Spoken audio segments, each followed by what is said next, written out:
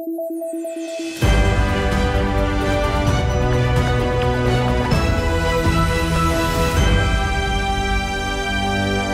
et merci de nous rejoindre.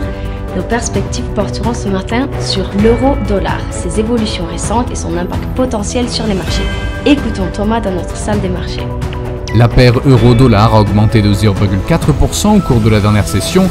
Le stochastique est monté en flèche et est devenu suracheté. La paire aussi dollar a gagné 0,7% lors de la dernière session. L'ATR est passé dans la zone de faible volatilité. La paire dollar-yen a chuté de 0,4% au cours de la dernière session.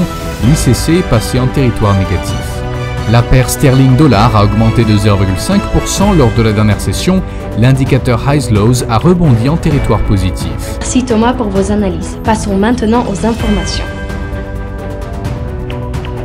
Le Premier ministre britannique Boris Johnson a annoncé un plan visant à assouplir les restrictions de son pays en matière de coronavirus dans les mois à venir, alors que le Royaume-Uni poursuit son programme de vaccination.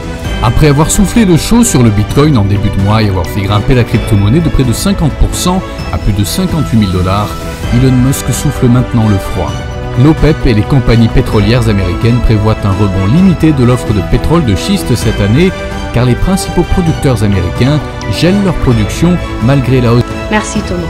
Écoutons à présent les événements économiques les plus importants pour aujourd'hui.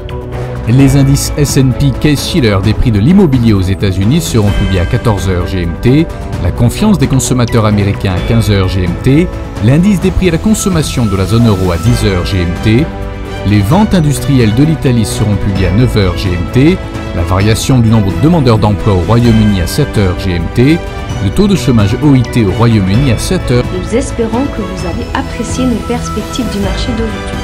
De la part de toute l'équipe, nous vous souhaitons une journée de trading productive. N'oubliez pas de vous connecter demain matin pour tous les événements et les dernières nouvelles sur les marchés financiers.